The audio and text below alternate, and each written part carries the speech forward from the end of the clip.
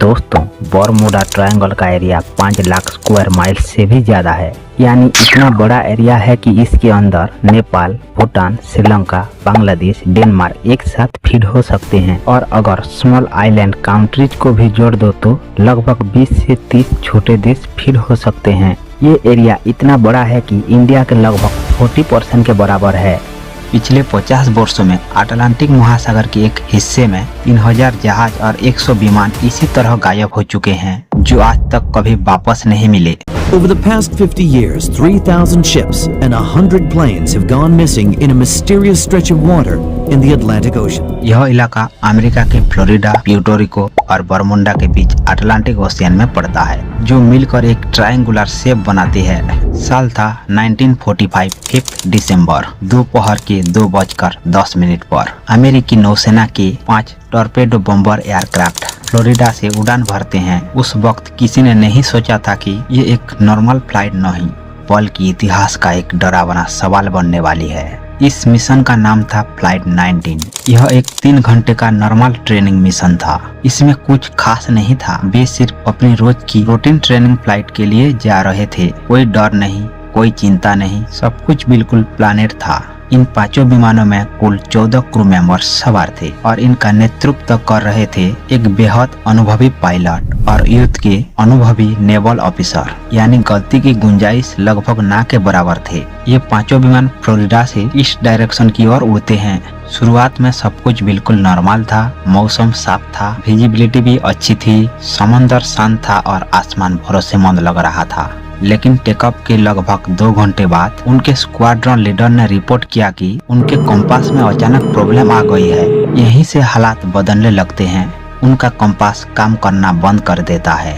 वे backup compass निकालते हैं, लेकिन बैकअप कंपास भी फेल हो जाता है।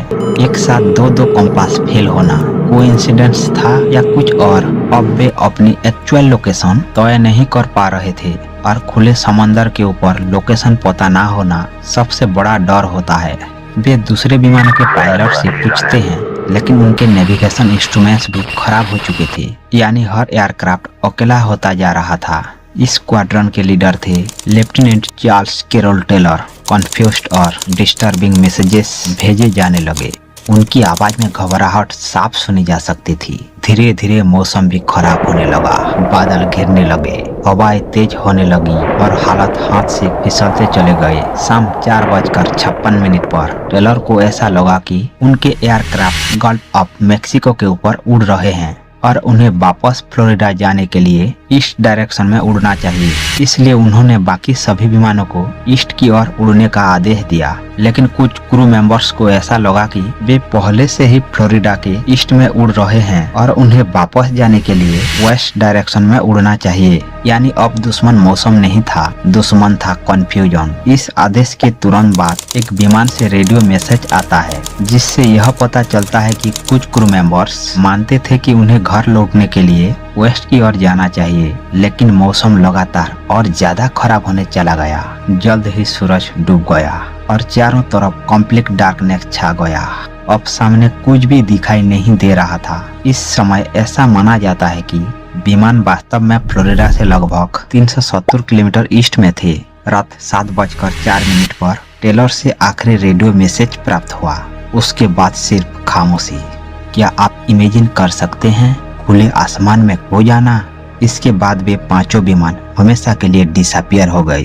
आज तक हमें इन विमानों के बारे में कोई ठोस जानकारी नहीं मिली है। वे कहां गए, उनके साथ क्या हुआ, और अगर ये हादसा था तो इसका कोई निशान क्यों नहीं मिला? फ्लाइट 19 के गायब होने के बाद एक search and rescue Mariner aircraft उड़ान भरता है, जिसमें 13 लोग सवार थे। उनका मिशन था फ्लाइट 19 को ढूंढना। उन्हें क्या पता था कि वे खुद ही इतिहास का हिस्सा बन जाएंगे। लेकिन खोजते खोजते वो एयरक्राफ्ट भी डिसअपियर हो जाता है। पहले फ्लाइट 19 के 14 लोग गायब हुए और फिर सर्च एंड रेस्क्यू विमान के 13 लोग भी गायब हो गए। कुल 27 लोग गायब हो गए। इसके बाद कई दिनों तक एक विशाल एयर और सी सर्च ऑपरेशन चलाया गया। यह उस समय के सबसे बड़े सर्च ऑपरेशंस में से एक था।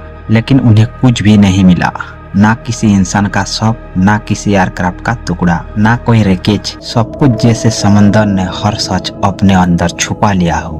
क्या आप सोच सकते हैं आखिर ये सभी लोग और विमान कहाँ चले गए? दिलचस्प बात यह है कि जिस जगह पर ये दोनों एयरक्राफ्ट गायब हुए, आज हम उस एरिया को बरमूडा ट्रायंगल के नाम से जानते हैं। और रेडियो पर गूंजते रहे ये शब्द, हमें नहीं पता वेस्ट डायरेक्शन कौन सी है। बरमूडा ट्रायंगल की इंसिडेंट 500 साल से भी पुरानी है, यानी ये रहस्य आज का नहीं, कोई सदियों से इंसानों को उलझाता आ रहा है। 1492 में जब क्रिस्टोफर कोलंबस नई दुनिया की खोज पर निकले थे, तो उन्होंने रिपोर्ट किया कि जब वे इस इलाके से गुजर रहे थे तो उनका कंपास अचानक काम करना बंद कर गया। सोचिए जरा, खुले समंदर के बीच और डायरेक्शन बताने वाला कंपास अचानक जवाब दे दे तो कैसा होगा वो पल।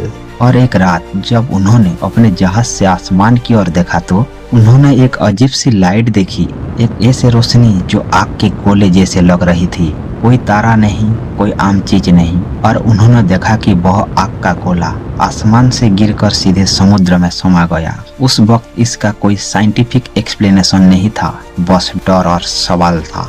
अगर आप कोलंबस की जगह होते, क्या आप उस लाइट को देखकर डरते या उससे इन्वेस्टिगेट करने की कोशिश करते? यहीं से इस रहस्य की शुरुआत हुई। आने वाले समय में इस इलाके को कोई नाम दिए गए, graveyard of the Atlantic, sea of doom, Sargasso graveyard. सिर्फ नाम ही काफी थे इस जगह की डरावनी इमेज बनाने के लिए। 18वीं और 19वीं सदी में ये नाम काफी पॉपुलर थे और हर नाम के पीछे एक नई कहानी, एक नया हादसा और एक नया रहस्य छुपा था। लेकिन बरमूडा ट्रायंगल का नाम पहली बार 1964 में इस्तेमाल हुआ, यानी सदियों पुरानी इंसिडेंट को एक पहचान काफी बाद में मिली। आर्गोसी नाम की एक मैगजीन में विंसेंट एच गडिज ने 1964 में एक लेख लिखा, टाइटल था द डेडली बरमूडा ट्रायंगल। यही पहली बार था जब बरमूडा ट्रायंगल शब्द ऑफिशियल तौर पर इस्तेमाल हुआ। क्या आपको लगता है कि सिर्फ एक आर्टिकल ने इतना बड़ा मिस्ट्री ग्लोबल बनाया, या शायद रियलिटी पहले से ही इतना शॉकिंग थी? इस लेख में उन्होंने पिछले कई दशकों में बरमूडा ट्रायंगल में हुई कई मिस्टीरियस डिसअपीयरेंसेस को एक दूसरे से जोड़ने की कोशिश की, यानी अलग अलग घटनाएं अलग अलग समय, लेकिन लोकेशन वही। उन्होंने दावा किया कि समुद्र के इस इलाके में कुछ अनयूजुअल है, कुछ ऐसा जो नॉर्मल नहीं लगता, और शायद इसी वजह से इतने सारे जहाज और विमान यहाँ से गायब हो जाते हैं। हालांकि उन्होंने यह नहीं बताया कि ऐसा क्यों होता है। कोई थ्योरी नहीं, कोई प्रूफ नहीं, बस सवाल और बहुत सारे सवाल। लेकिन इस लेख के बाद बरमूडा ट्रायंगल का रहस्य पूरी दुनिया में फेमस हो गया, इतना मशहूर कि इस पर कई बुक्स लिखी गई, मूवीज बनी, कंप्यूटर गेम्स बने और सॉन्ग्स भी बनाए गए। यानी एक आर्टिकल ने एक लोकल मिस्ट्री को ग्लोबल फिनोमेन बना दिया। अब कुछ और घटनाओं की बात करें। 1918 में एक और डरावनी इंसिडेंट हुई, एक ऐसी इंसिडेंट जिसने लोगों को और भी ज्यादा डराने का काम किया। ये इंसिडेंट थी USS साइक्लोप्स से जुड़ी। ये उस समय US नेवी का सबसे बड़ा और तेज जहाजों में से एक था। ये प्रथम विश्व युद्ध के दौरान अमेरिका के लिए एक बहुत ही इम्पोर्टेंट शिप था, यानी कोई आम जहाज नहीं बल्कि वार टाइम का भरोसेमंद वेसल था। 4 मार्च 1980 को USS साइक्लोप्स पर कुल 306 लोग सवार थे। यह जहाज वाशिंगटन के पास स्थित बाल्टीमोर शहर से ब्राजील के लिए रवाना हुआ था। जहाज में लोगों के अलावा करीब 11,000 टन मैंगनीज भी लदा हुआ था। यात्रा में लगभग 9 दिन लगने वाले थे। सब कुछ प्लानेट था, रूट क्लियर था, शुरुआत में सब कुछ ठीक था, मौसम साफ था, समंदर भी शांत लग रहा था। लेकिन रवाना होने के बाद जहाज से जो मैसेज आया वह उसका आखिरी संदेश था। इसके बाद USS साइक्लोप्स अचानक डिसअपीयर हो गया। ना कोई डिस्ट्रेस सिग्नल, ना कोई वार्निंग, ना कोई रैकेज। इतना बड़ा जहाज जिस पर 306 लोग सवार हों, वह अचानक ऐसे कैसे गायब हो सकता है? और सबसे डरावनी बात, आज तक USS साइक्लोप्स का कोई ठोस सुराग नहीं मिला। और अगर यह इंसिडेंट मिस्टीरियस थी तो एलन ऑस्टिन की इंसिडेंट और भी ज्यादा डरावनी थी। एक ऐसी कहानी जिसे सुनकर आज भी रोंगटे खड़े हो जाते हैं। साल था 1881। 210 फीट लंबा जहाज एलन ऑस्टिन लंदन से न्यूयॉर्क जा रहे थे। रास्ते में बरमूडा ट्रायंगल के पास उसे एक अज्ञात जहाज मिला। वह जहाज बाहर से बिल्कुल नॉर्मल था, लेकिन उस पर एक भी इंसान नहीं था, ना क्रू ना कोई इंसान। एक चलता हुआ जहाज और पूरी तरह खाली। कैप्टन ने जांच करने का फैसला किया। 2 दिन तक इंतजार किया गया लेकिन कोई जवाब नहीं मिला। जब वे उस जहाज पर चढ़े तो सब कुछ अपनी जगह पर था। कोई लूट नहीं हुई थी, कोई तोड़फोड़ नहीं थी, यानी जहाज छोड़ा गया था लेकिन बिना किसी वजह के। इसलिए कैप्टन ने अपने कुछ क्रू मेंबर्स उस जहाज पर भेज दिए ताकि उसे सेफली आगे ले जाया जा सके। लेकिन तभी एक स्टॉर्म आया। मौसम अचानक बिगड़ गया। जहाज एक दूसरे से अलग हो गए और वह अज्ञात जहाज फिर से डिसअपियर हो गया। जब दोबारा मिले तो फिर से उस पर कोई इंसान नहीं था। कहा जाता है कि यह इंसिडेंट 2 बार हुई। हर बार नतीजा वही रहा, खाली जहाज। सोचिए, एक पूरा जहाज बिना किसी क्रू के और 2 बार गायब। या आप मानेंगे कि यह सच हुआ या सिर्फ एक कहानी, किंवदंती है? लेकिन क्या सच में इसके पीछे कोई रहस्यमय ताकत है या सिर्फ ये कहानियां हैं? कुछ लोग कहते हैं कि यहाँ एलियंस आते हैं और वो एयरक्राफ्ट्स और शिप्स को अबडक्ट कर लेते हैं। कुछ लोग मानते हैं कि समुद्र में कोई विशाल सी मॉन्स्टर है जो इनके गायब होने के पीछे जिम्मेदार है।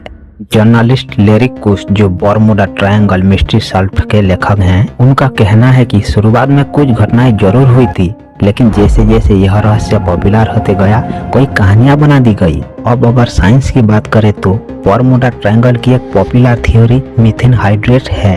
साइंटिस्ट के एक्सपेरिमेंट्स में पता चला है कि समुद्र के नीचे मीथेन गैस बड़ी मात्रा में जमा रहती है। जब ये गैस बबल्स के रूप में अचानक निकलती है तो पानी की डेंसिटी कम हो जाती है, जिससे जहाज की बॉयंसी यानी तैरने की क्षमता घट जाती है और जहाज अचानक डूब सकता है, खासकर अगर ये रिलीज अचानक हो।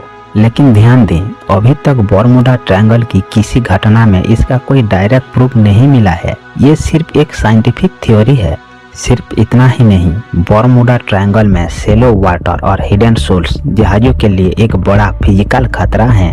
इस क्षेत्र में कुछ जगहें बहुत गहरी है जैसे डार्क ब्लू, लेकिन बहामास और कैरिबियन के पास पानी टर्क्विस कलर का दिखाई देता है, यानी वहाँ उथला है। पुराने समय में जहाज अक्सर इन उथले हिस्सों और हिडन सोल्स यानी समुद्र के अंदर छुपी ऊंची जमीन से टकरा जाते थे। जब जहाज इनके ऊपर से गुजरते थे तो उनका कील यानी नीचे का हिस्सा अटक जाता था, जिससे जहाज रुक जाता था या डैमेज हो जाता था। और सबसे बड़ा फैक्टर है वेदर। बरमूडा ट्रायंगल में वाटर स्प्राउट छोटे छोटे दिखते हैं लेकिन पास आने पर टॉर्नेडो जैसे खतरनाक बन जाते हैं जो शिप्स और प्लेन्स दोनों को इफेक्ट कर सकते हैं। इससे कंपास कंफ्यूज हो सकता है और कम्युनिकेशन कट हो जाती है, जिससे लगता है कि जहाज और प्लेन गायब हो गया, जबकि असल में बहुत खराब मौसम में हो जाता है। इस क्षेत्र में दुनिया के सबसे ज्यादा हरिकेन्स आते हैं।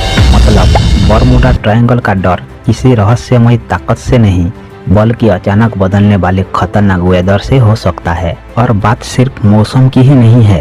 कंपास जिस नॉर्थ पोल को दिखाता है वह होता है मैग्नेटिक नॉर्थ पोल, जबकि असली नॉर्थ पोल होता है जियोग्राफिक नॉर्थ पोल। आमतौर पर नेविगेशन करते समय लोग इस डिफरेंस को ध्यान में रखते हैं, लेकिन धरती पर कुछ जगहें ऐसी भी हैं जहां मैग्नेटिक नॉर्थ पोल और जियोग्राफिक नॉर्थ पोल एक दिशा में अलाइन हो जाते हैं। इन्हें कहा जाता है एगोनिक लाइंस। ये लाइंस समय के साथ शिफ्ट होती रहती हैं, लेकिन पिछले 200-300 सालों से जीरो एगोनिक लाइन बरमूडा ट्रायंगल के आसपास रही है, जिसकी वजह से नेविगेशनल कंफ्यूजन हो सकता है।